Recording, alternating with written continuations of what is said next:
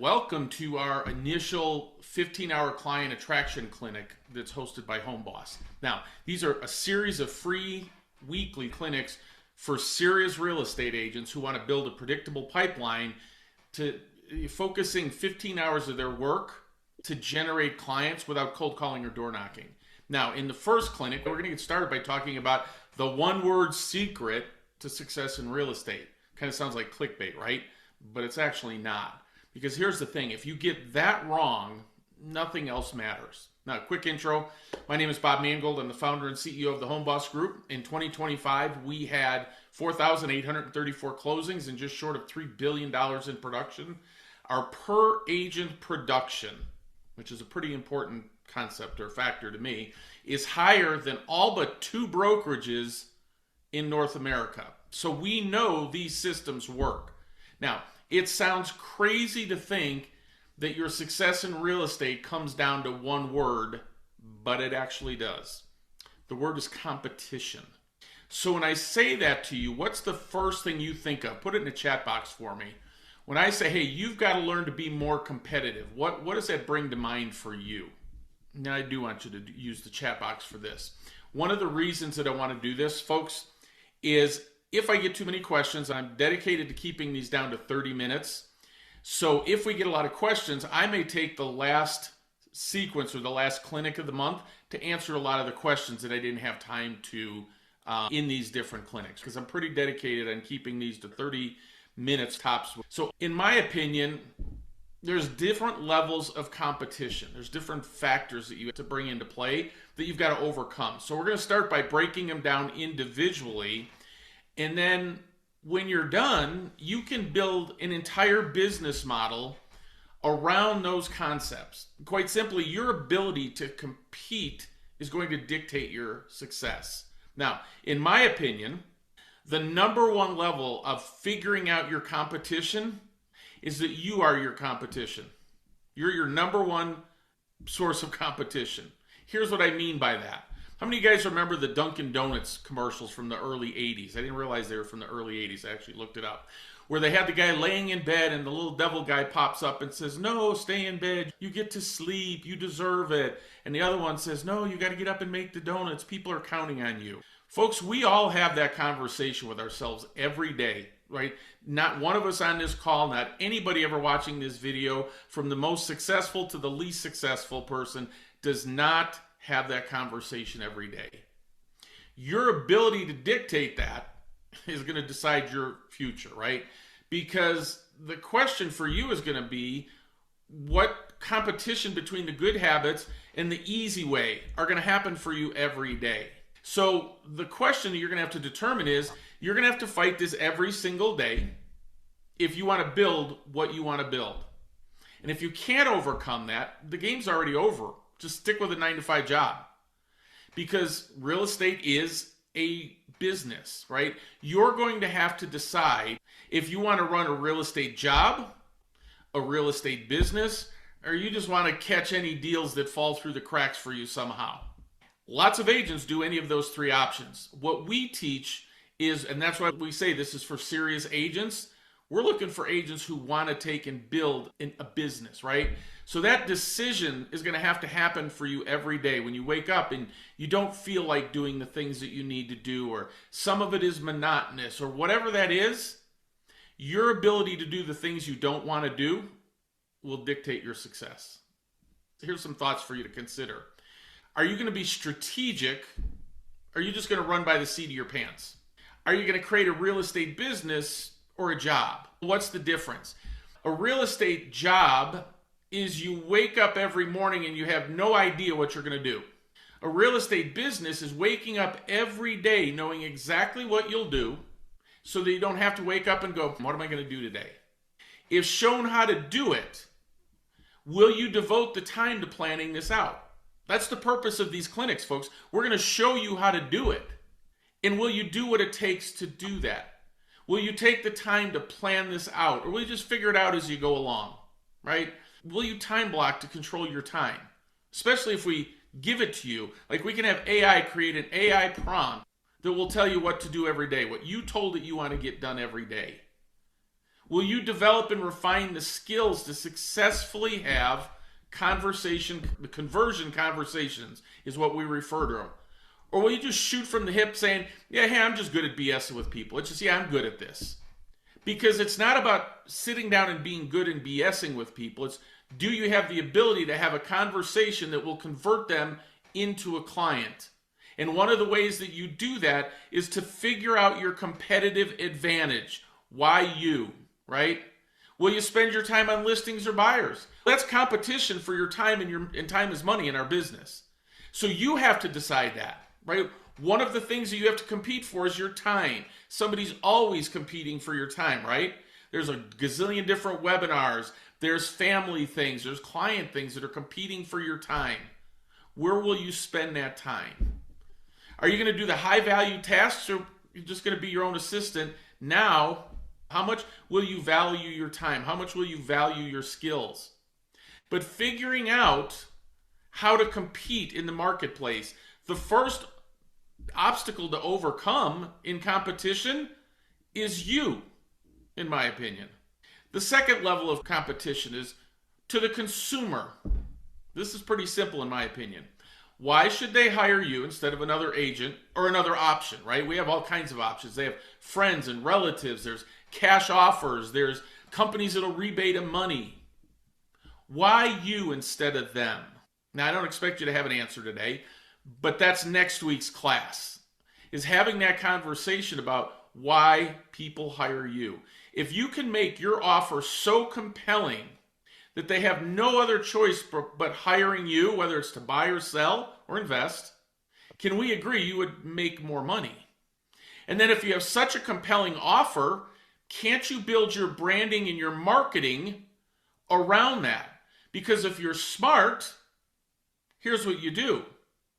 You create marketing and conversations and scripting that gets people to ask you the question that you want answered. So, for example, if we're doing an open house and we handed somebody a flyer, and my goal is with that flyer is to get them to say, wow, that's cool. How do I do that? Now I know I have to answer the question that I gave, or I have to give them the answer to the question that I told them to ask me. Do you see how much easier it would be to convert when you do that? But you have to figure out how you have to compete for that consumer now, right? Because listen, guys, there's all kinds of stuff out there now. I just seen another one where it was some AI real estate company in Florida. And this guy, and I saved all the real estate commission or whatever. I actually looked up this guy's property. I can go into tax records and see different transactions and whatever. And he literally sold his house for about 8% less than what he would have if he would have sold it at market value. But it's an option. So you have to figure out what that's going to look like to the consumer. The next level of competition is, from the market.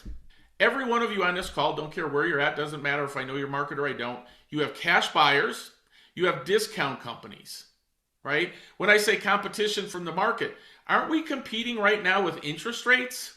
Interest rate is holding people back from selling and buying. That's competition, isn't it? Now you may say, hey, I can't do anything about interest rates. And my answer is, you're wrong. Yes, you can. You have options. You just have to figure those out. We have builders out there that figured it out. They're buying the interest rates down. I just had a friend of mine who closed on a house at 5.25%, 30-year fixed rate loan. The builder just bought the rate down. Could you do the same thing if it wasn't a builder? On your listing, is that a conversation you could have with your listing? The answer is yes, it is. And so consequently, when you can figure out how to deal with all these things, you can build a market around it, right? So, cash home buyers. That's pretty easy. We can get cash buyers. And then why don't we market to them and meet the client where they're at? We know 99% of the time they're not going to accept a cash offer, but if I could get them to raise my hand, I'm competing in that, ain't I? And so it's sitting down and thinking through these things. The next level of competition is competition from other agents. What are they doing? What do they do better?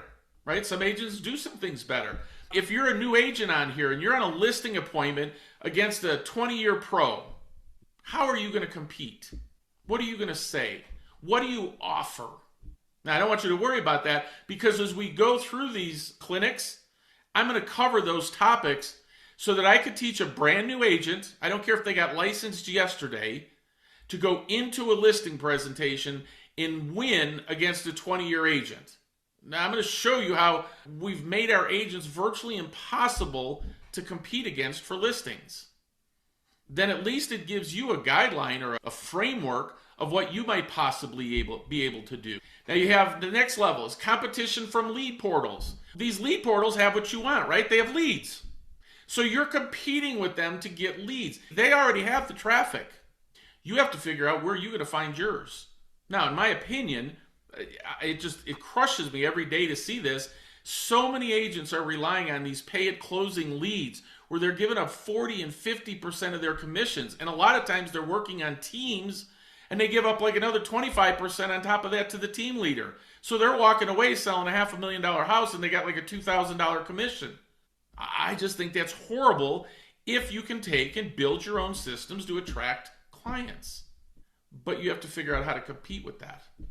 And then the last one is creating competition for sellers. The way that you can take and become the dominant agent for listings is if you have a serious plan about how you create competition for their listing. There is no secret in the consumer's mind anymore. They can go back to 21 and 22 and remember what that was like, and everybody was like offering the craziest offers forever. That was simply competition. When you're in a listing presentation, all you have to do to a seller is show them how you'll create more competition for their listing than other agents can. It's that simple. Right? So if we look at this whole private listings things that's going on now with like Compass, and now that they bought Anywhere, just so you guys know, they own about 26% of the listing market as we sit here right now. You will never convince me that is good for the seller. And at some point in time, the data will dictate what the reality was. You'll find that these homes sell for less money. Now, I understand why they're doing it. It's an agent attraction opportunity for them. Saying to their agents, hey, you can put them on there, and they have to call you, the buyer has to call you for the listing. And that's cool. And then you can go in there and convince them that's a good idea to do. But when they don't get the right price for their home, right? And I forget what the number is now, the number of them that end up going into the MLS or whatever, it's a very high number. But now you've wasted 30 days of your market time. Are you going to get the highest price? And let's be honest, with all the lawyers nibbling around the real estate space, how long before they go, hey, if you sold your house in a private listing network and you were convinced to do that and didn't get all the money for your home, call my office. What do you think is going to happen to that, folks?